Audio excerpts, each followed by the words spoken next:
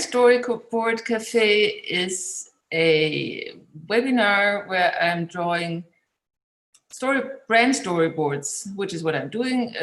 That's drawing your business in a nutshell. I'm drawing while I talk with two of the participants, the two who arrived as first. I will ask them what they're doing in their business, and then draw the transformation of their clients. And I think we start. I share my screen.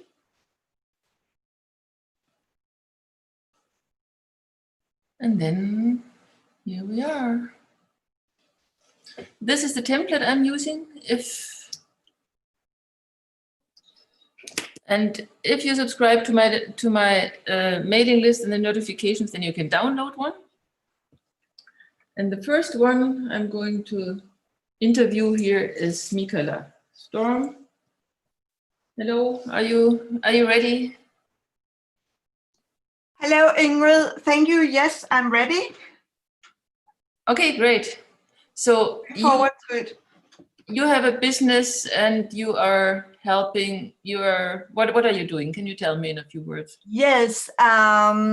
For the purpose of this, what I'm doing is I'm helping people decide their next step, and I mainly work with solopreneurs, meaning people like myself who owns a small business, and perhaps it could also be an author, just projects, small projects that they want to bring out of their head and into the world. And sometimes they're confused because they have a lot of ideas that they want to bring out to the world. So the confusion, sorry? So that's a broad thing, helping people to take the next step. So what are you doing specifically? Is it all kinds of people? No, you said solopreneurs. It's solopreneurs mainly, yes. And what I do is I do holistic coaching, and I've developed a signature process called the On Track Map to help solopreneurs get on track when they feel off track, when they feel confused and frustrated, not knowing their next step. Okay, so confused. Yes, definitely confused. Is it mostly women or men or what? Mostly women like myself. Oh, okay. Long hair? No. Sometimes. How old are they? I would say that they are 50 plus. Okay. On an average. In their 40s, 50s, yes. Early 60s. I wanted to draw myself, but so this is 50 plus. Maybe I have to draw it a little bit bigger. And they feel often very tired. Okay. Not a lot of energy left. Okay.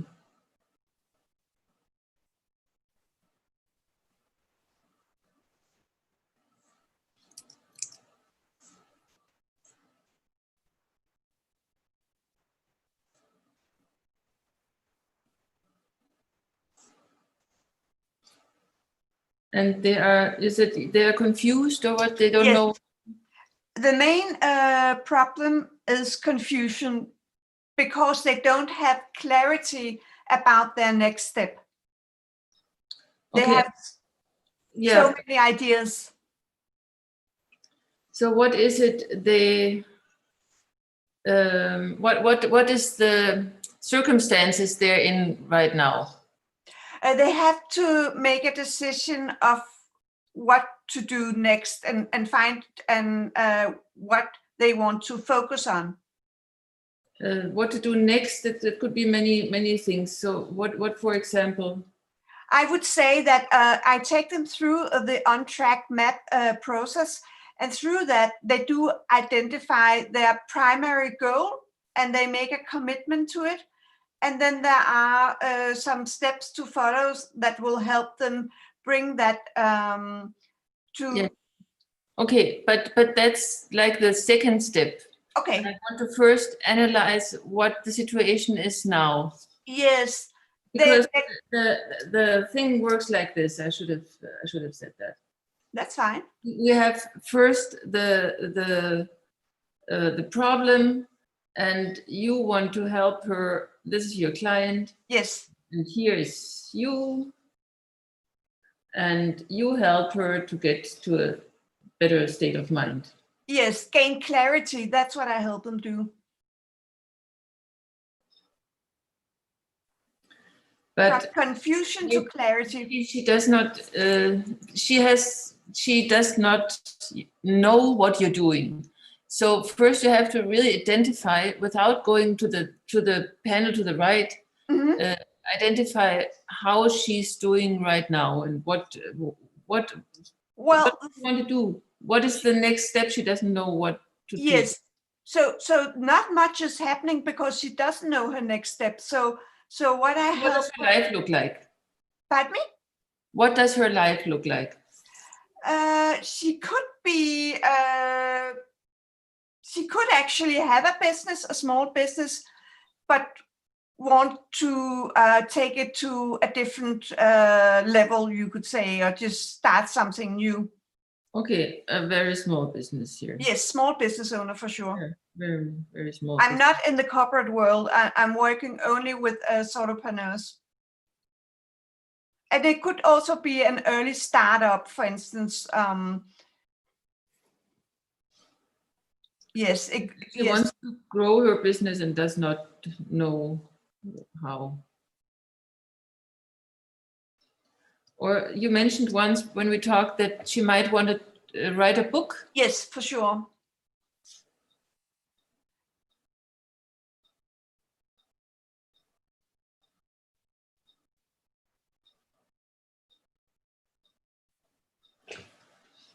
And she might, sorry? Yeah, but these are her dreams. Yes. She could also be at a place where she hasn't actually started up her business, but she has all these ideas in her head. So she wants to start up the small business. Mm-hmm. And what could be a situation that she's in right now? So she is doing something. These are all the things that she wants to do. Yes. But what is she doing? She's doing a boring job or what?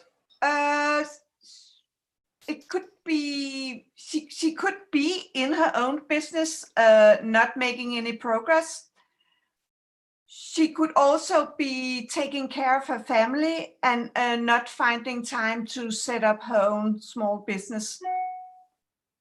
Okay, no time. Yes, taking care of the family, and she doesn't find the time to write her book and set up her business.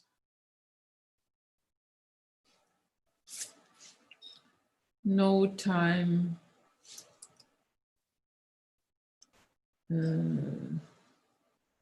Family. Yes.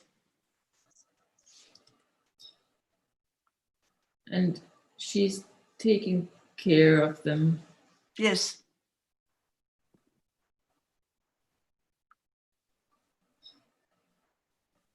And they want something from her.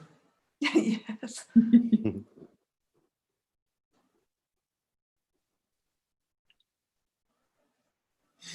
Well, that's maybe too much. And she is kind of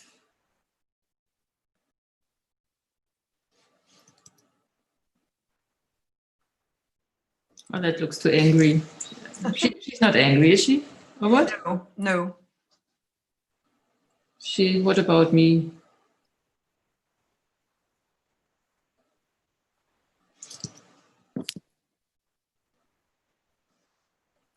Yes, it's like sometimes it's like a fourth baby. It's like being pregnant with something, like a book. You know, you can be pregnant with a book. It's wanting to come out, but she doesn't find the time to deliver it. Mm-hmm. So she's actually pregnant with a possibility that she's not living out. I see. Well, I won't. I think it would look weird if I draw it in her. Yes, I understand.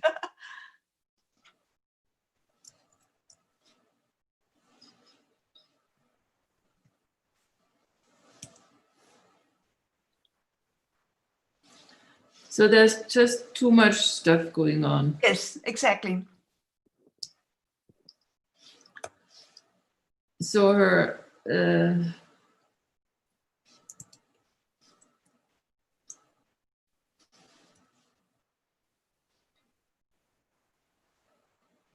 That is the circumstance for sure.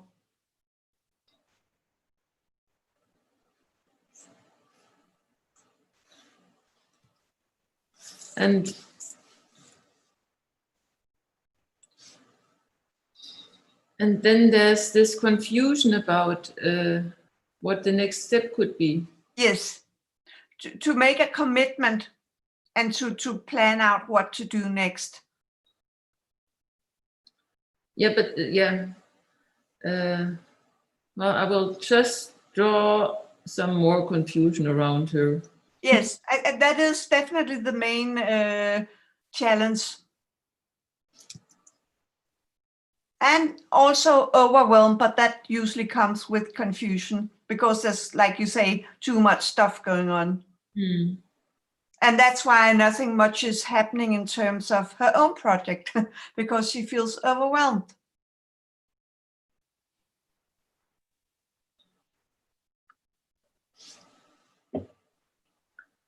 And what about money? Is money a problem? Could be, but I would say that the confusion and overwhelm is the main challenge.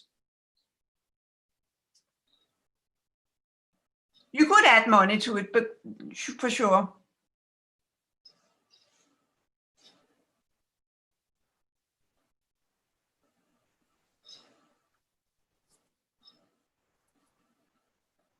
I think mainly giving herself permission to spend the money on herself rather than. So she has enough money, maybe, but she needs to give herself permission to spend money on something that has to do with her and not the family. Is this the enemy that she's? No, the enemy is confusion. Okay. And overwhelm, for sure. That's the main enemy. Okay, a little more confusion here. Yes. Biting her nails, I see.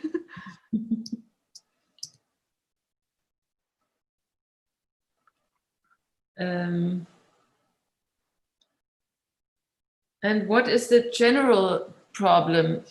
Like the misconception, she thinks something or Yes. believes something.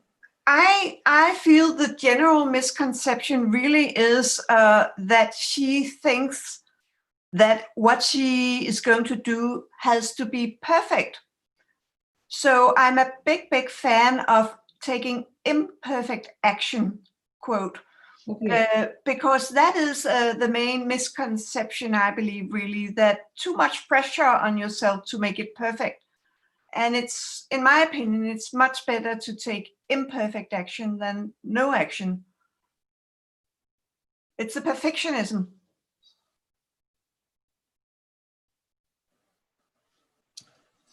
Okay, so it never happens because she thinks it needs to be perfect. Yes. That is what's preventing her from taking the first step because she feels she has to get it right.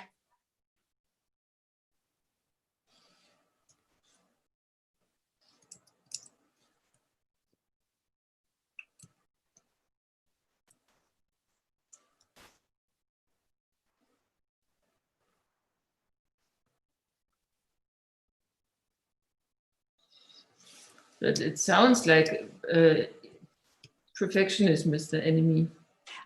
That is, yes. That is true. It is. I mean, I guess she has a couple of enemies. Don't know which one is the. Yeah. How does? But I think the perfectionism leads to confusion too. Yes. How does? Because then you can't decide. And the main thing really is to make a decision to commit to something. And just take the first next step. You know, it doesn't have to be perfect.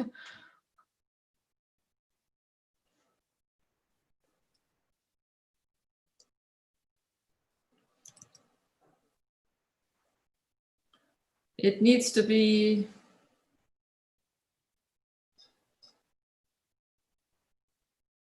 perfect. Oh, I Yes. wrote already. Mm-hmm. Don't do it.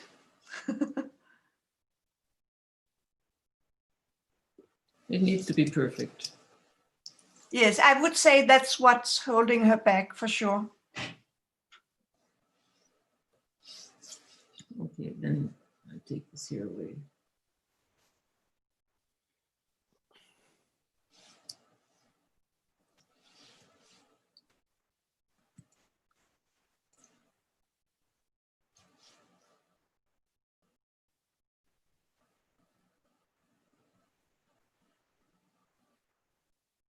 What is the worst thing that can happen? What's the worst case scenario? If she does not hire you, what happens then?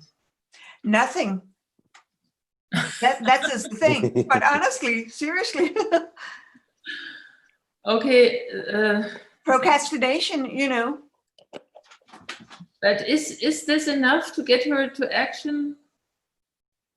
I mean, she will probably, I think it will look like this. Right now it looks like this, but then it will look like this. The worst scenario. Suffocated and Yes. maybe not dead, but half dead. Yes, in a way you could say that because she has something inside of her that is not coming out. She has this brilliant idea about a book or a business, and it's just not moving from her head and out into the world.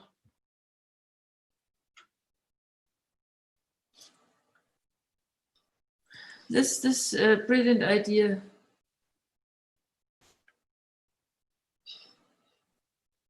Or maybe more than one idea, that also adds to the confusion. Oh, yes.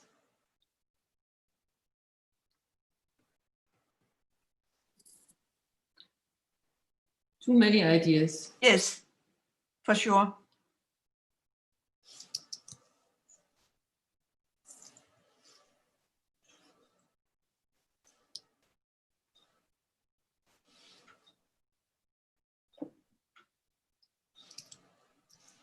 We spread them all over, and she's drowning in ideas.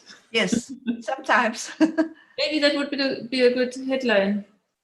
Are you drowning in ideas? Yes, yes, yes.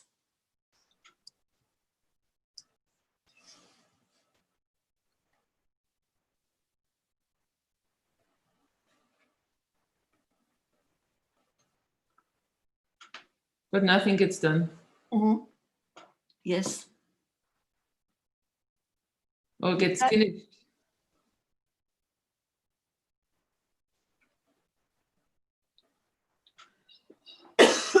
Excuse me. So this would be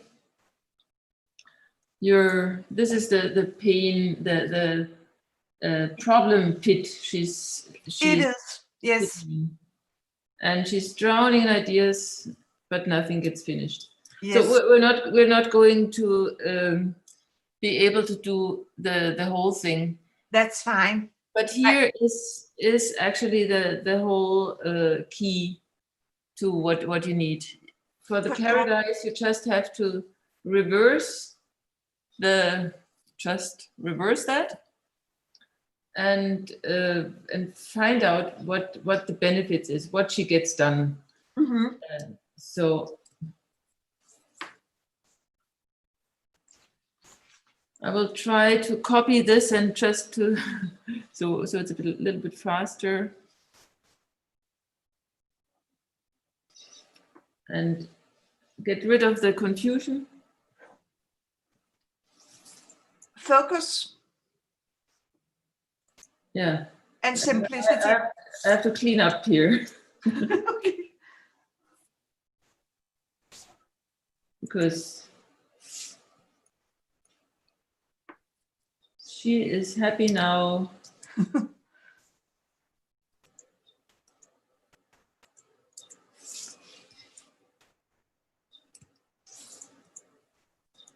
Not biting her nails anymore.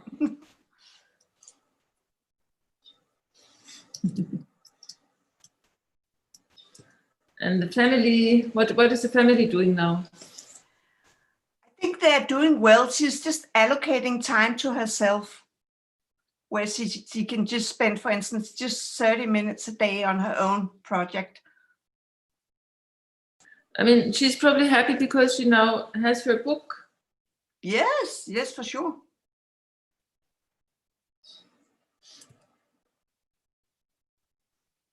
Maybe we draw the children a little happier. But they're still there. Yes. But now she's happy because she did get something done. Yes, she feels fulfilled because she took action on her dream of becoming an author. So it's no longer in her head, it's out in the world. Mm-hmm.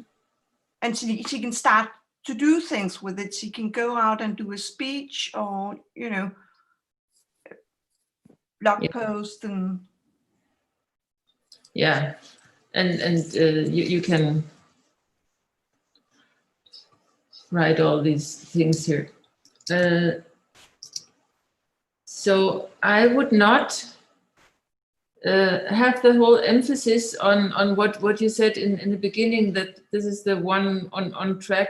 I mean, it's of course it's the on what did you call it, on track? On track map.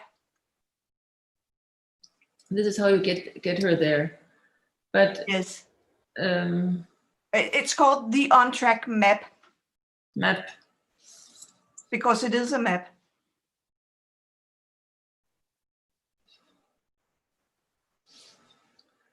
And a process as well. And now what is the immediate benefit after she has worked with you? She feels fulfilled. She feels more happy.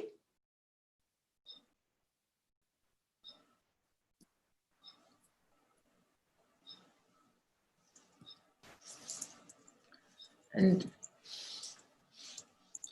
clarity. And focus.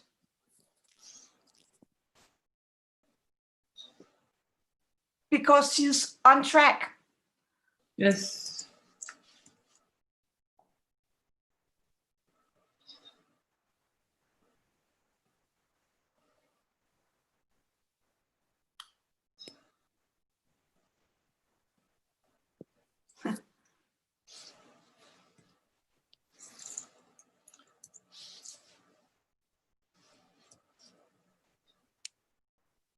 And maybe we still have an idea here, but only one? Yes, for the time being. One idea at a time? Yes, she's focusing on one idea at a time. So she has also more simplicity in her life. So she doesn't feel overwhelmed because she knows where she needs to focus next.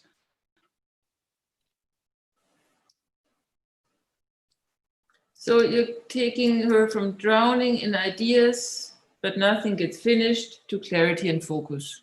Yes. So this is what you have, what you're selling. Yes. This is your business in a nutshell. It is. Thank you so much. You're welcome. I'm going I like it very much. I have to clean it up a little bit and then I will send it to you. I like it very much. Thank you so much. Great. Good. Next one. What a pleasure to watch you work. It's great. Yeah. Yeah. Is it wonderful. interesting also when it's not your turn? 100%. I think it's always, I think one of the kind of takeaways, that I kind of picked up with your work with Jonathan, and, I didn't even expect to kind of be exactly here, Ingrid. I think it's more, it's always interesting to just kind of hear how we prompt conversations about how we look at what we do and how we do it, and what that process looks like. And so, yeah, I just love your artistic sense that just kind of brings a lot of flow to it. It's a pleasure to watch you work. Oh, great. I agree with that. I think it's really useful to see the same thing over and over again. Probably, yes. Apologize, I'm going to have to bow out very soon. But yeah, it's fascinating to see. So thank you. Yeah, you're welcome. The thing is, we usually, the old way of, or how I used to think websites and everything is just this part here, which is about me. And then I offer this and I offer this and I offer this, and somehow the client doesn't really get into the picture. So this is something that I've learned lately, that it's about the transformation. Love it. So Joe, are you ready? I think so. Nervous. What is it you are doing? Sorry, can you repeat the question? What is it you are doing in your business? Yeah, I'm a performance coach, and my work is mostly geared towards executives and leaders, although more recently a lot of doctors as well. And I would say that a lot of my clients tend to be, not always, but they tend to be a little bit more advanced in their career. They have a lot of experience, and they've a lot of wisdom, but they are often stuck, maybe feeling a sense of being stuck, and that they're capable of, I don't want to say doing better. I think that's just, it's sort of too easy to say just better, but I think they're kind of, a lot of them are kind of ready to connect more to their true selves a little bit, get a little bit more aligned with the finding more meaning and more connection to the work before it's too late. I think a lot of them, believe that there is, that there's still opportunity to change and to improve. Okay, and so he's an executive, you said? So Yeah, suit and tie. or she, yeah, it can also be Or she, she. but for the purpose of this, we can use a he, yeah.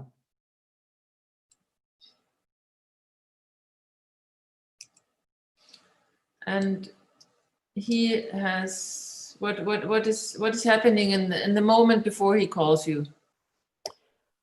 I think that there is I think sometimes there's a little bit of this, is this all there is kind of moment? Is this it kind of moment? Is this all there is?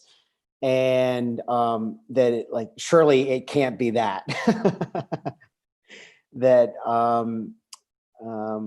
that I think that they have they've probably lost in actuality, I think that they've lost a bit of sense of boundaries, and maybe sometimes struggling with a sense of awareness. I think, they can be, they're also maybe coming through a period where they've been a bit hard on themselves. You know, they've been a bit, it's like they've been their own worst critic. So they're kind of, you said they're losing a sense of boundary. Yeah, yeah.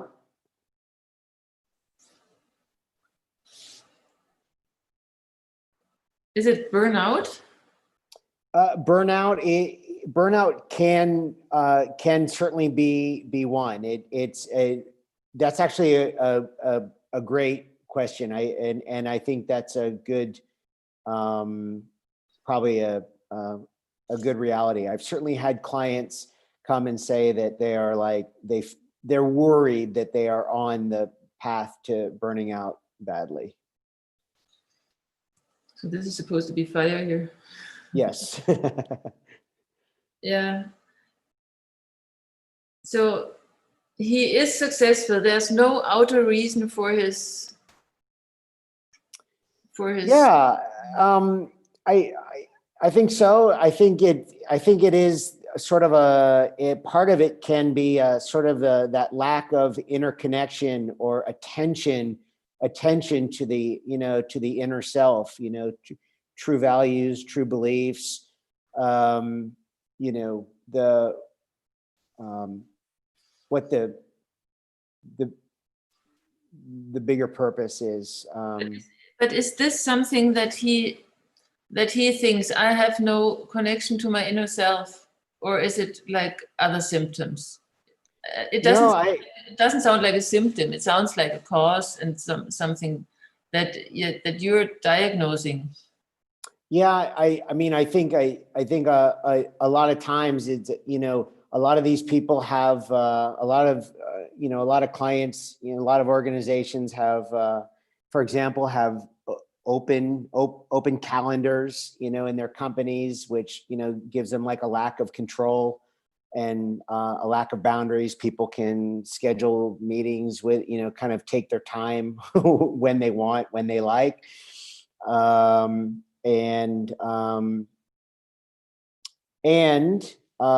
think I just want to follow up on the, on the comment about the connection to inner self, or sort of the lack of. I think the flip side of it is that there is, it's like everyone, everyone else gets taken care of. Mm-hmm. But the person's not as good at taking care of themselves. It sounds a little bit like the one we just had. There were some similarities with Michala's as well. Because you said everybody is able to reach into his calendar and take a piece of him. That sounded like they're reaching into him and like he's losing his boundaries. And yeah, and I think especially in the last 6 months, I think with Zoom, especially with a lot of meetings happening on Zoom, I think a lot of times on client call, initial intake calls, I'm really trying to get a sense of not just what people do during the day, but when they do it. And yeah, I'm always amazed, how the meetings, are able to be stacked up with, without any buffers in between, without a lot of control of their own schedule. Yeah, I think that the meeting, I think these meetings and that lack, again, that lack of kind of self-investment leads to a lot of fatigue during the day, with without a lot of opportunities to rest, recover, to replenish energy. But we can get more into that in some of the other in the other parts of the drawings. But I think these kind of processes lead up to it's not only are the external parts hard, but then there's just kind of that what you realize that there is kind of a lack of just internal, self-investment, happening, whether that's, in body, mind, and spirit. And that does, over time, it adds up. It takes a toll. It definitely takes a toll on people and affects people's disposition to set stronger, clearer boundaries, focus on, what's truly, what truly matters most. Yeah. So I think we have the three categories here. Body is what does he feel in his body? Headache, maybe. Yeah. Well, yeah. I think with body, I'm always, what do they feel? Yeah, they probably a lot of times, I'd say a lot of the clients I talk to are feel like good physical health has passed them by a little bit, that they don't, they have a hard time being consistent with the with physical health, or kind of, again, making time to to move a little bit, to exercise, to get outside into nature. And I think related to the body part is that, one of the things that I think that people are also, and we'll get more into this, as people struggle to be, more gentle with themselves, they feel like when it comes to body and exercise that if they're not like training for a marathon or training for something really big, then it's not like really useful. They're kind of used to seeing these incredible athletic feats on social media, whereas we know from the science that just doing a little bit of walking, on a consistent basis makes a really big difference. But it just becomes really hard for people to see, feel, and believe. Mm-hmm. So it's like either or, no exercise or too much, or like he thinks it's perfectionism also. Yeah, I mean, and I think I do come back to, if the lack of kind of turning inward is tough, it means that we're taking a lot of cues externally, from from the news, from social media, from other people, from the these gurus on telling people, try this tip, try that hack. And I think that there's a lot of, I think that those are the challenges with being, with that lack of self-awareness, is that, when we don't have it, we really allow the external pieces to come flying in. And like a puppet on a string, maybe. Can be. We can go with that. I think that's an interesting. I think people feel like that sometimes.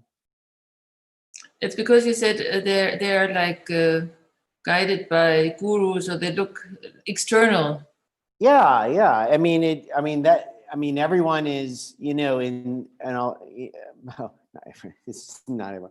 There are a lot of people that are, that are trying so hard to kind of establish their voice and push their idea. And hey, it's those quick fixes and the silver bullets, and here, try this tip, use this hack. You can do twice as much, and you can get twice as much done in half the time. Or, there's people kind of dangling these, really big goals and really big changes quickly in front of us.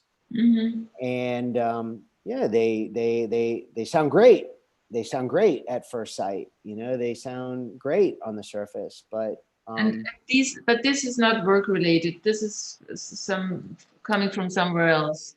well, I think that it depends. I mean, you know, I will just say, you know, since we're talking, you know, I do have clients that are both in Europe and in the United States, more in the United States, but there's a difference. You know, I think people in Europe are a lot more open to, you know, what I think it's more embedded in the DNA over here that we are, there's more attention, more attentiveness historically to, you know, work-life balance, and not as much with, you know, with clients in the US, even working for the same company that have offices in the US and offices in Europe. There's pretty big differences in culture and what the ideas that people are kind of open to. Mm-hmm. Mm-hmm. Yeah. So on one side, he has the work. On the other side, he has also the internal pressure. Like, yeah, I think on the work side, you know, I think one of the things that I hear a lot, not to use another fire icon, but you know, I think that people, you know, especially more seasoned, you know, leaders that have executives get sort of frustrated, you know, that in their mid 50s or late 50s, that, you know, a lot of their work feels like just always putting out fires, and, you know, not a lot of learning, not a lot of growing, not a lot of creativity. So, yeah, I think that, you know, I do hear that a lot, that there's, it feels like we're putting out a lot of fires. Or, you know, I come into the office, open the emails to see which fires need to be put out. mm-hmm. I think I have to draw a little. Difficult to draw fire. That's good. Does this look like fire? Yeah, of course. So I think we put the fire underneath him.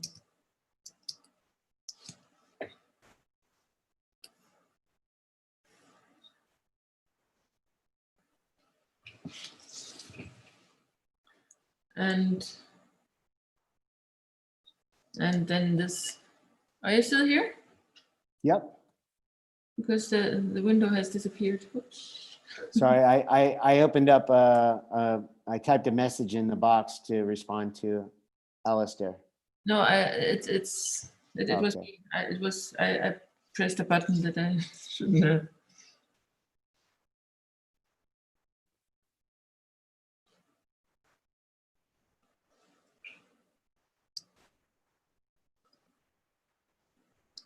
And these are team members, I guess, who need him,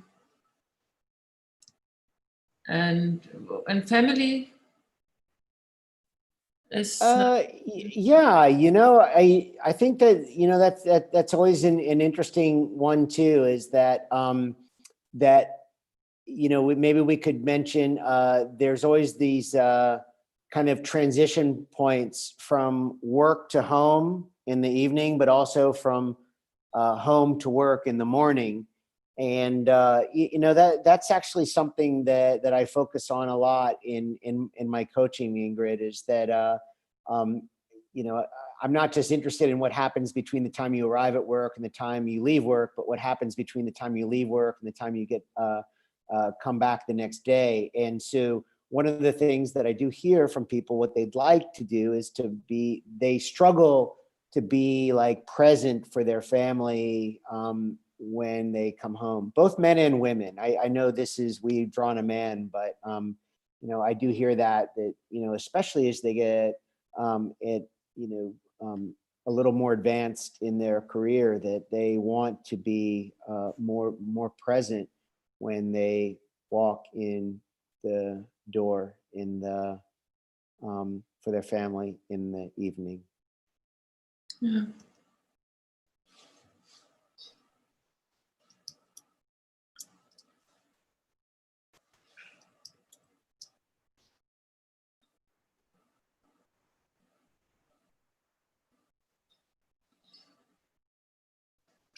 So Hey, basically, thank you, Alistair. Thanks, folks. Great to see this process, and see you all again. okay, yes. Thank you for being here.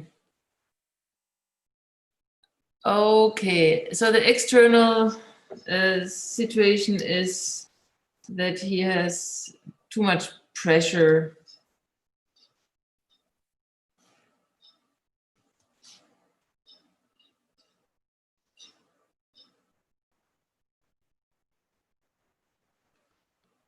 From work and putting out fires, and he feels like lost, like I think that they just is kind of missing on what truly matters most. He's just having a hard time connecting with that, and that does kind of come from that lack of inner connection, lack of reflection, lack of self-investment. That there's just a sort of a real the external is just beating up and blocking out the internal. Yeah. So he's just not really there. Yeah. And I think this, and I think that it comes back to that initial bubble. Is this it? There must be more. Yeah. Okay. Executive.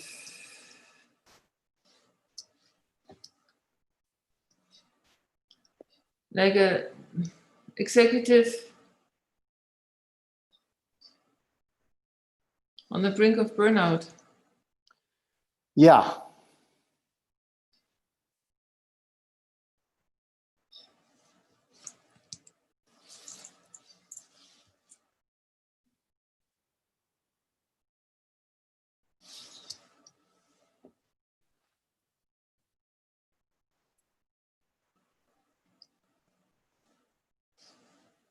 But he looks, he's not here. He looks kind of passive, but he's not. He's also working a lot, isn't he? Yeah, I for sure. I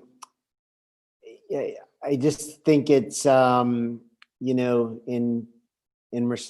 thinking about that,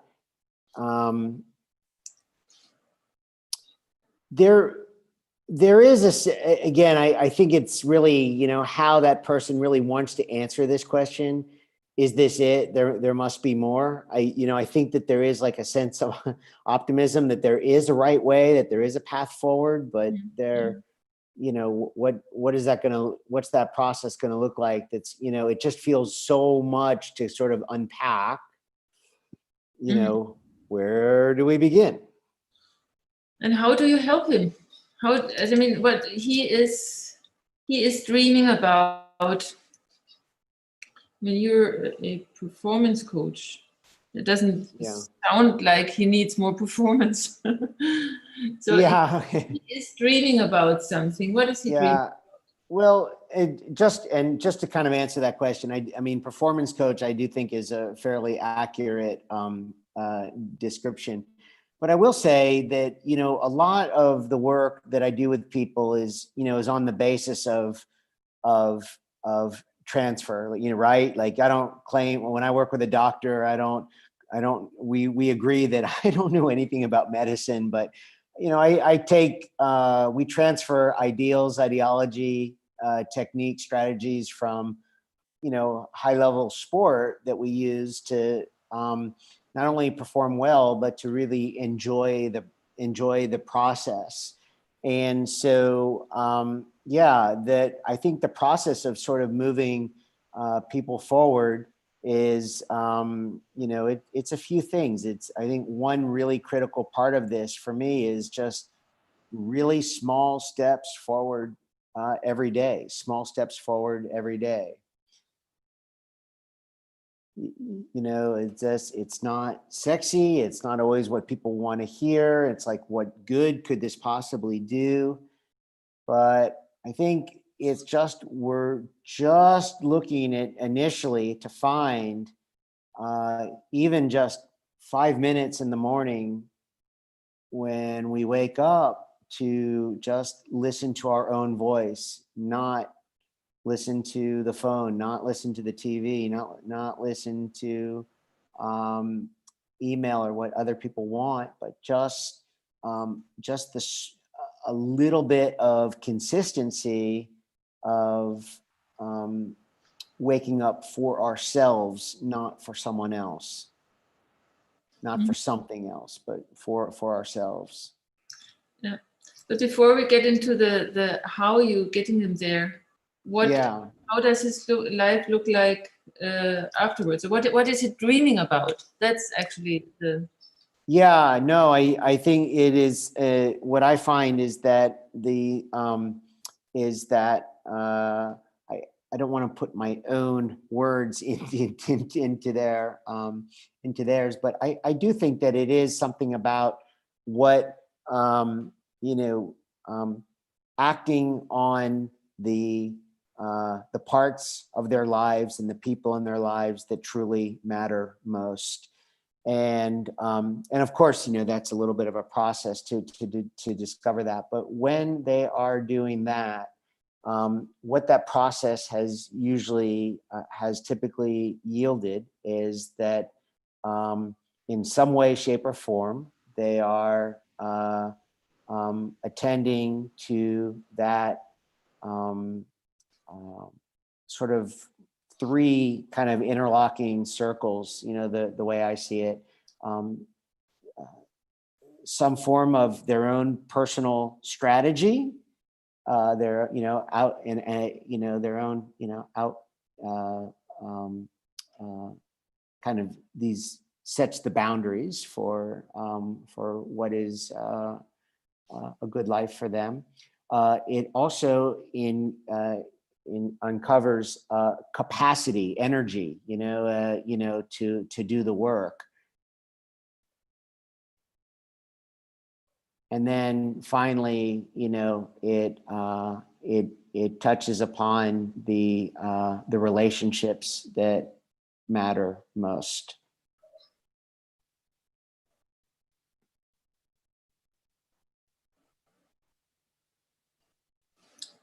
So these are the three things that is your outcome. Yeah. I mean, obviously, these circles ultimately get filled in with with the things that are important to the clients, but it's a framework. And one of the things, Ingrid, that I do to kind of help people sort of arrive at those at this place is we use some of my observations about the way my neighbors here in my Catalan neighbors live in the Pyrenees, which is I use the words simple, slower, and less as a reflecting tool for helping people to sort through those three circles. How to slow down, how to push away some of the things that don't matter, or at least delay them a bit, and ultimately always looking for things that appear complex, like what's the first kind of simple thing that we can do that starts to move the needle for us in a better direction. Mm-hmm.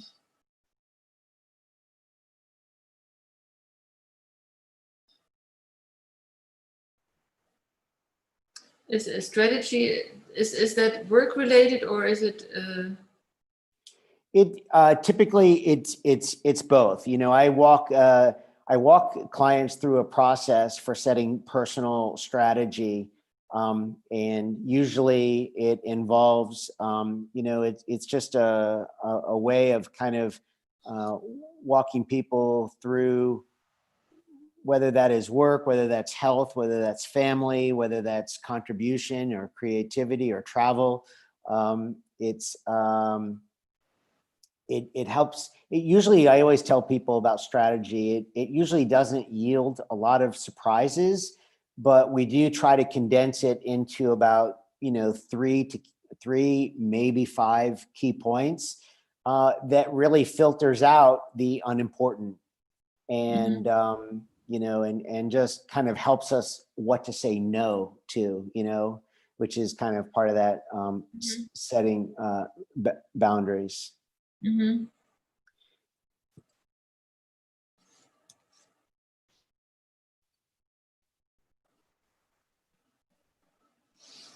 And the capacity, what happens with the capacity? Yeah. The capacity is kind of really the how we, being mindful of how we expend energy and replenish energy. And I do think that does come back to 3 words that we talked about in one of the earlier screens, that body, mind, and spirit. Mm-hmm. Yeah. So there's, elements of physical health, and, there's elements of creativity. There's elements of gratitude. Capacity is really trying to figure out what are the really small things that we believe we can execute fairly consistently, like, as close to every day as possible. So, it's not like trying to go out and it's not like wake up and 2 hours earlier than you're doing now and doing a big morning practice, but it could be waking up 5 minutes earlier than you do now, and answering 3 questions in a journal. Mm-hmm.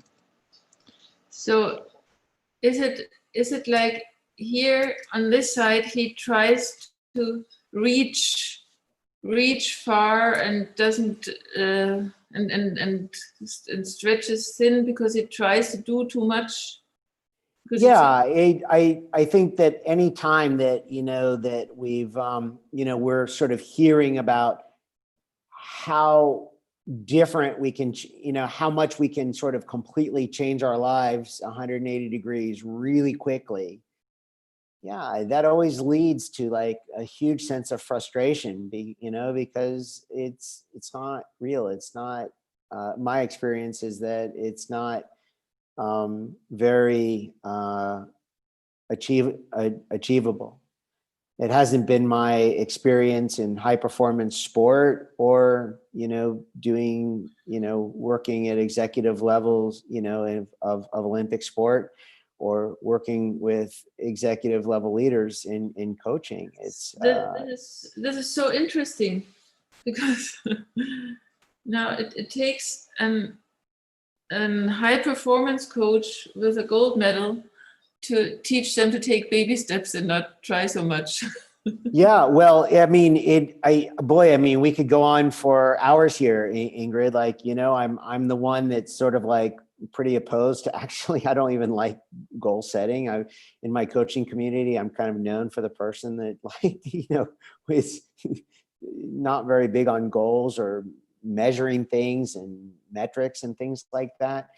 But I think even especially in the sport of, that I come from, which is navigating whitewater river rapids, which, are kind of navigating these small, tiny canoes and kayaks on big raging rivers, that, the way we actually develop the skills for navigating this river of life is by, practicing in really small ways in very controlled environments. And, and I think that's a big part of that simple, slower, and less.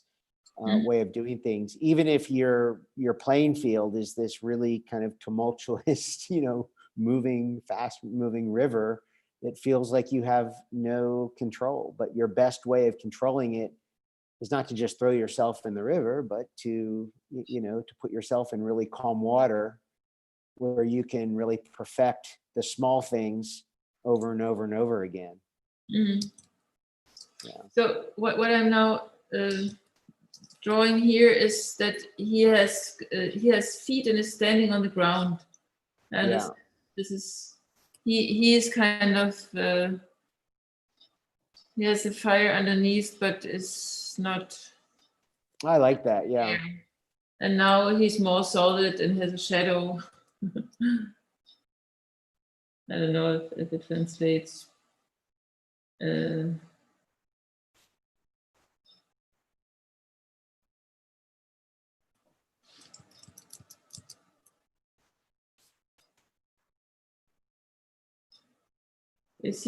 Now he's happier and relaxed, or what? Yeah, I don't. I think it's it's really funny. I'm not sure that it's happy and relaxed as much as it is they're more of a sense of fulfillment, and that they are and aligned. And I would also say, I think people, I would add in two more words, more aware, more self-aware, and more adaptable to change. Yeah, self-aware and adaptable to change. I literally had that comment from one of my coaching clients. It's been with me for a year now, who's made wonderful progress. But yeah, her self-awareness, in these in more intense situations is incredible, and it's come as a product of this process. It's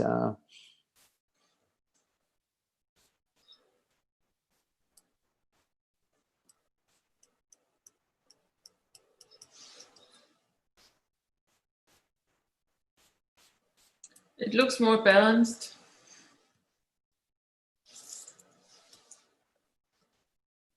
yeah.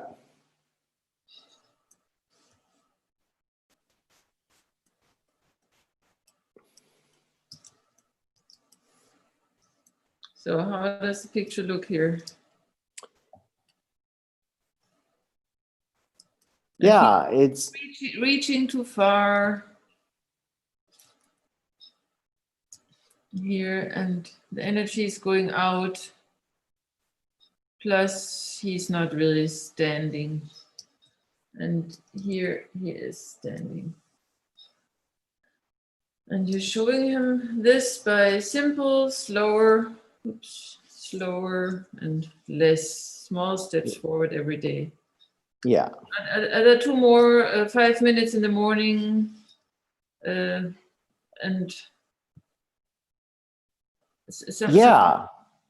something else? Sure. Yeah. Sorry, I'm just opening up a note here. Let's see. What else would I say? Why don't we say in one of the boxes? Time in nature, time outside, or time in nature. I talk about that a lot with clients. Mm-hmm. And then the last box, I would say, one that we talk about a lot is as an idea is what I call deeper with fewer, or just deeper, having more deeper contextual relationships with fewer people, more putting yourself in the opportunity, giving yourself the opportunity to have deeper conversations with fewer people, as opposed to just these surface level touches with a lot. like, as opposed to sort of thinking about how many clicks or how many likes can I get on an Instagram post. You know, it's like, maybe send the same photo to a good friend and just exchange a you know, a few messages back and forth with it with one person, and you know, or even better to do that in person. A little bit different in this world of COVID, but yeah. But these are great examples. Yeah. Sounds wonderful. I enjoy what I do. Needs that, both of you. Well, I agree. I enjoyed listening to Michala. It is. I think, you know, it's always, it would have been, you know, I think it would have been great for Alistair to stick around. I would have loved to have gotten his take on it too. But yeah, I think it's like, I think people inherently know that they want this, but yeah, it's always hard to kind of get at what stops them from doing it. You know, what is really kind of holding them back from saying, from doing this? Is it they don't think they'll really kind of get the return on the value? Do they, you know, do they not really kind of want to go into a shared collective safe space, you know, with another person? It's hard to, it's always a little bit hard to say what's really holding more people back from doing this. But I think that the nature of this work, not just mine, but I would say the same of Michala's, is that there's a lot of evidence-based, you know, a lot of evidence-based reason to this kind of sense of human caring. And, but yeah, it doesn't always connect. It doesn't always connect with these people who are kind of dangling these big changes and, you know, twice as much in half the time. And, you know, the big promises kind of being put out. And it makes it very, I've heard Jonathan Stark say it before. It's like, it's not sexy, small steps forward every day. It's not sexy, but it works. It does work. I'm living proof. I am certainly my own living proof of it. Fill in a few words about you. On this side, we have the skills and the authority, why people should listen to you, and here is your empathy. Why you want to help them. So I guess you learned something in your time at sports. Yeah, I mean, there's certainly that. You know, I think that the authority part is that, you know, I've experienced you know, the highest level of success at the Olympic Games, and you know, I've speak to you know, achievement on that international stage.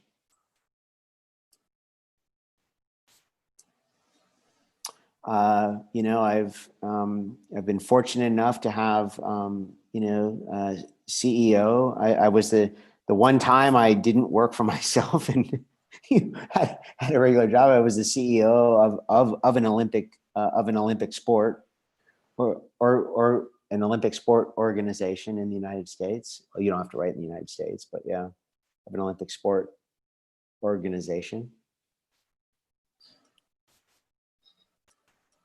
And I would say that the third part of my kind of that background, Ingrid, comes from, you know, just a healthy disposition for taking on big adventures.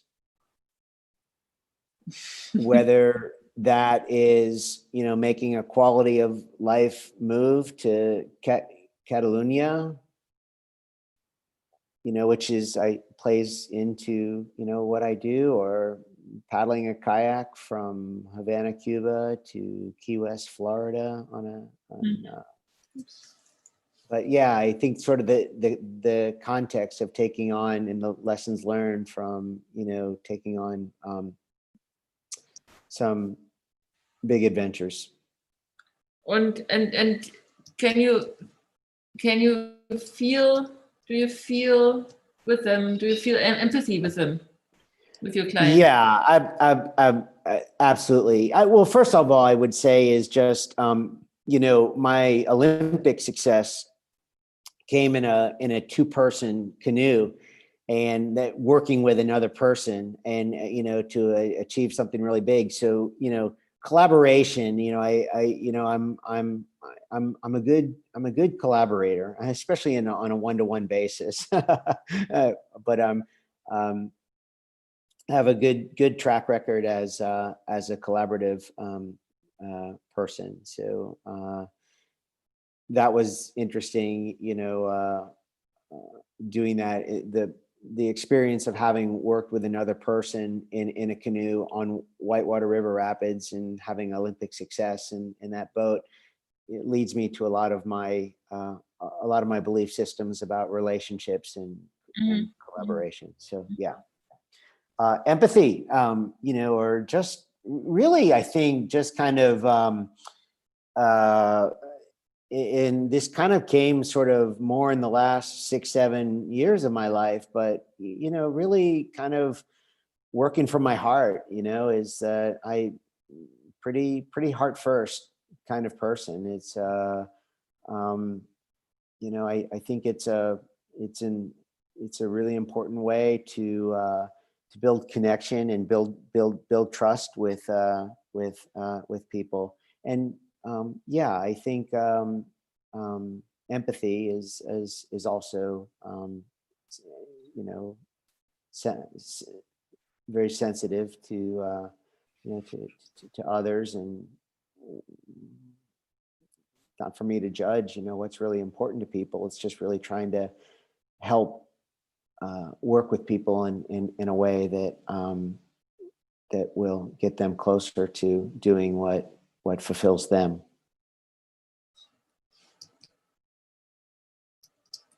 So here's your business.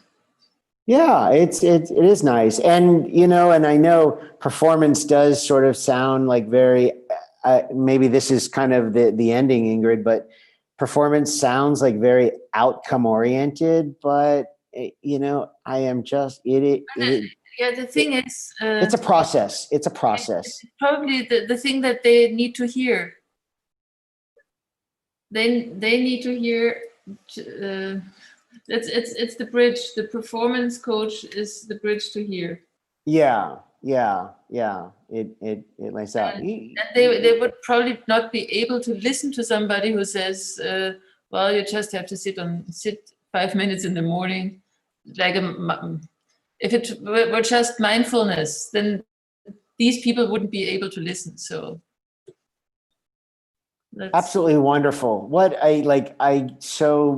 I'm just so honored and feel privileged that you put this on paper. And as I told you in a note, I really do look forward to working with you some more. And I'm a fan of what you do. And I'm so glad that Jonathan spoke well of your work. And I look forward to sharing your work as well. Thank you so much. Thank you for participating, for being brave and doing this publicly. Yeah, I wasn't really expecting to be on, and it was but this was great. And again, I've been now following you for a few weeks on LinkedIn, and it's really helpful. I mean, it is wonderful to have a visual representation, but yeah, the process of it's a process. It's a of process. Working through. Yeah. And when I do this thing in for real, it takes at least 3 hours. Yeah. We get into depth. So this is kind of glossing over a lot of stuff, but still, it's fun. Good for you. Hey, real quick, how did you and Jonathan connect? Oh, I think it was something I read something about pricing, and then I was starting to listen to his podcast. Didn't cool. Yet see hear your where you're speaking, but I have been listening to almost to a lot of these podcasts. It's, by the way, if anybody else is watching this and listening, it's Jonathan Stark, and the podcast I'm listening to is The Business of Authority. It's with really great. with And with, Joe was one of the guests there, and I haven't listened to him yet. But now I know something about your business, Joe. yeah, well, thank you. And because of Jonathan and Rochelle, I know something about you as well. And so, yeah, it's a great team. Thank you so much. I look forward to continuing our relationship, Ingrid, and I look forward to sharing your work with others. Thank you. Thank you. Okay. Thanks, Thank you so everybody. much. In the background, and if anybody else is watching. Good. Bye-bye. Bye, everyone. Good night.